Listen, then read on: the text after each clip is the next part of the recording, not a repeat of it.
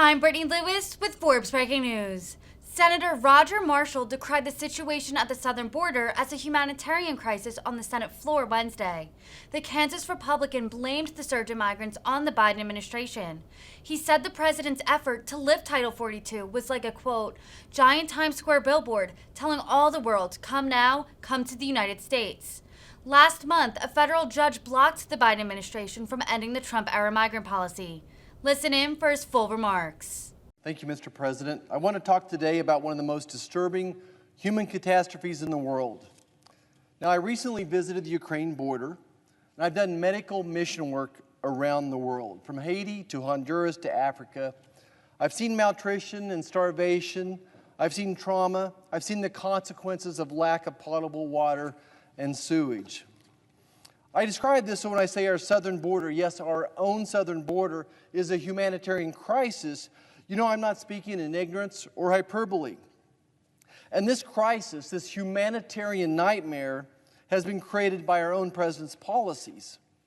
You see, when he was elected, he sent a loud invitation to the whole world. And more recently, when he said he was ending Title 42, it was like turning on a stronger magnet. It was like sending a flare, a signal. It was like a giant Times Square billboard telling all the world, come now, come to the United States. Amnesty is waiting for everyone. As for the cartels, the people traveling, they paid no mind to the court ruling. Instead, they kept coming. And as we speak, the largest caravan to date is on its way with more than 15,000 people, bigger than my hometown of Great Bend. This invitation, this magnet, has made an already treacherous, inhumane situation worse. Our president is indeed inviting people to their own peril, to their own harrowing, life-threatening journey. Let me share with you what I saw just 16 days ago on my fourth visit to the border. Upon our arrival and a short drive to the river, we found the Border Patrol and our National Guard hard at work with some 30 migrants in line waiting to be processed. They had turned themselves in. And within moments, within minutes, that line was over 100 people. And at the front of the line were two beautiful young sisters, ages 7 and 9. They were unaccompanied, no parents and no families. I can only imagine what it would have been like traveling over 1,000 miles from Central America to the Rio Grande River without your parents or without a family member. I can only imagine what might have happened to them on that trek. From the river, we traveled to a detention center where the migrants were held for 2 to 3 days. And I have to, again, compliment our Border Patrol. They're doing an incredible job in just a humanitarian crisis by providing showers, shelter, clothing, health care, and meals. But the challenge is 80% of our Border Patrol officers are having to function there, like running a restaurant, like running a hotel, functioning as social workers while our borders are left unguarded. And the getaways. We haven't talked about the getaways. Let me tell you the story of one young lady I met. Let's say she was probably about 17 years of age from Central America. She or her family paid the cartel some $3,000 to get from Central America through Mexico, across the river, and into the United States. Now, I don't know if she was raped or violated, but this certainly is a very common situation, all too common during this trek. We do know that some people in her group were asked to smuggle drugs across the borders as part of their thoroughfare. Now, after crossing this treacherous river, she was abandoned by her coyote.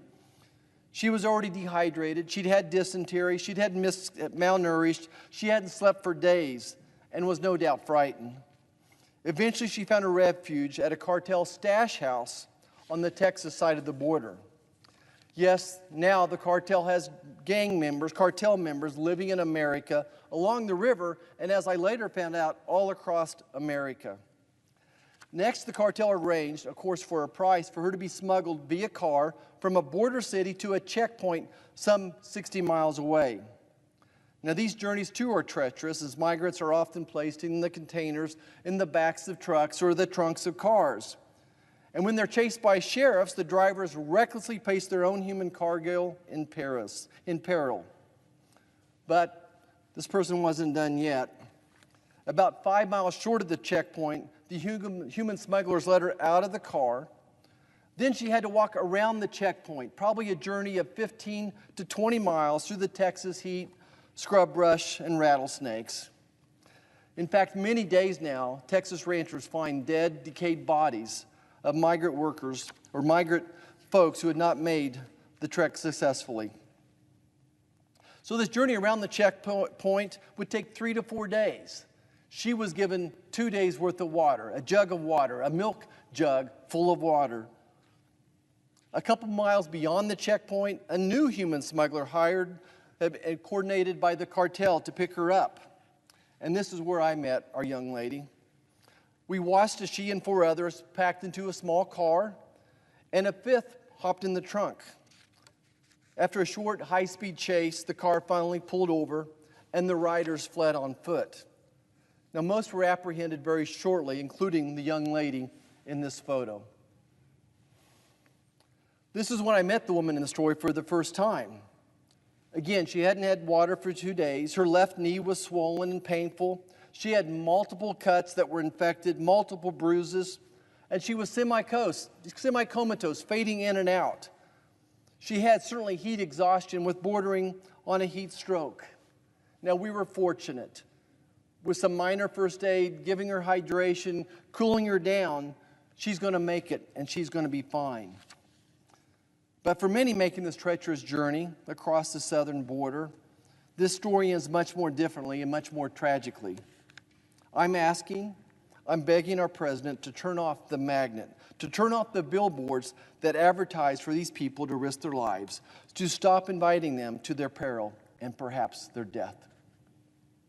Thank you, Mr. President. I yield back.